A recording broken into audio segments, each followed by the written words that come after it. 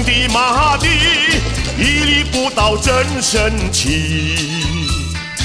虽然18年纪，勇敢再创奇迹。以往的劳苦和功绩，永远记在人民的心底。大家都在祝福你，能再登上第一把交椅，未来的前途都交给你。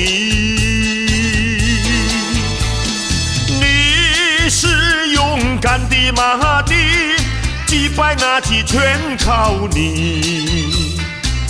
我们给你鼓励，年纪不是问题。